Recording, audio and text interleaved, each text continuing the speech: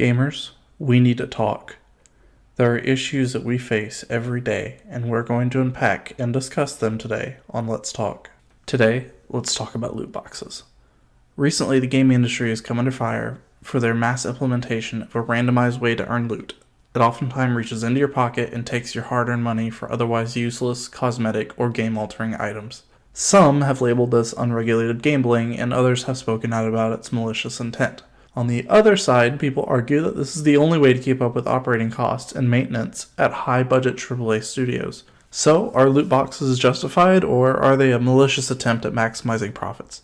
I call to the jury to please turn their attention to Exhibit A, Overwatch. By all accounts, Overwatch is a record-breaking and groundbreaking game, despite taking heavy influences from games like Team Fortress 2.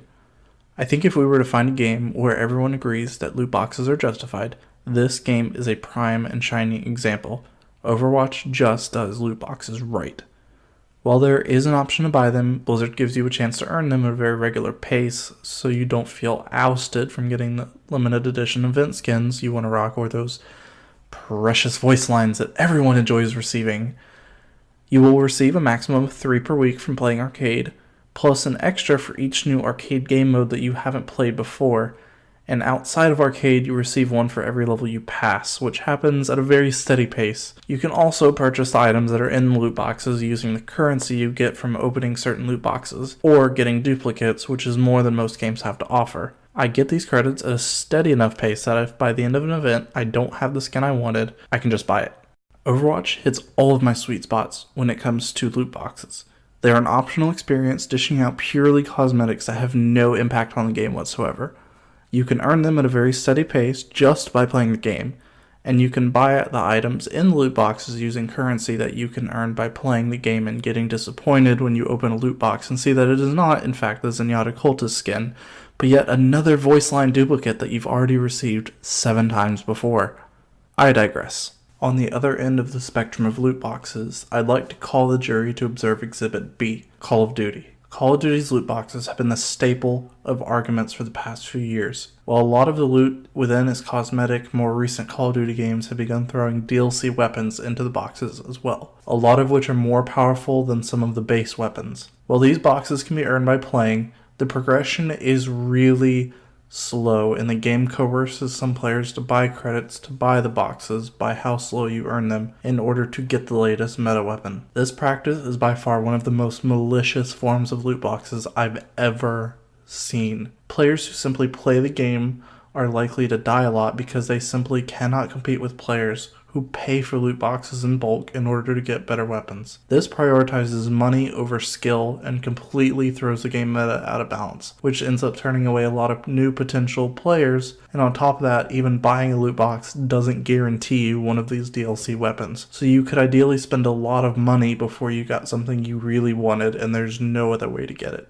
And on this note, I'd like to bring to our table our last and final exhibit. I call the jury to recognize Exhibit C, Tom Clancy's Rainbow Six Siege. I have a rough history with Rainbow Six Siege. Anyone who subscribes to this channel knows I've stuck with this game since the closed alpha all the way to current day, and I still play this game religiously. Well, I believe one of the roughest seasons that I can remember was Year 2, Season 2, also known to the players as Operation Health. During the mid-season update, we were introduced to Alpha Packs, a unique loot box system to help give life into Siege's in-game and to give a reason for a lot of players to keep playing. Because before that, the only way to get cosmetics was to buy them with in-game currency called Renown or R6 credits, which was purchased with real money. That got really repetitive. A lot of players were dipping off of the game, and they actually were able to successfully pull this off. Typically, players would grind for Renown and just buy the item they wanted, but when Alpha Packs released, players who won matches would spin a wheel to earn an Alpha Pack. And if you didn't get one from the spin or lost the match, your chances of earning one the next game would go up and would continue until you earned an Alpha Pack, at which point it would reset and start over. The Alpha Packs contained skins from previous seasons that could not be purchased anymore because they were timed exclusive. Universal skins you could buy for Renown normally, or charms, which are little dangly things off the side of your gun that really don't have any other purpose. Aside from earning these alpha packs, you could also buy them for a reasonable amount of renown, 5,000, which only takes a few games to accumulate and gets even cheaper for season pass holders. These loot boxes hit all of the justification checkboxes and actually can't be purchased with real money, to everyone's pleasant surprise.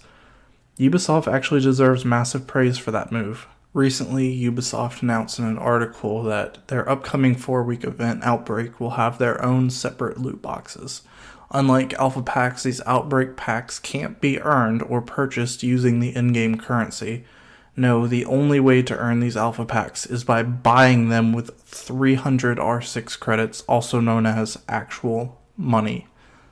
Let's put it this way.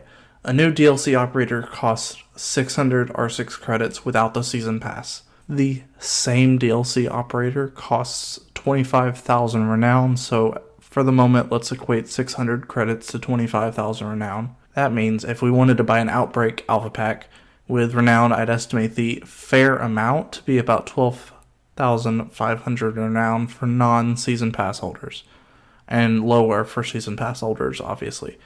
And at this point in the case, I'd like to leave the discussion open-ended. What are your thoughts? Should Ubisoft implement another way to earn these Outbreak alpha packs? What are your personal thoughts on what makes a loot box justified or not?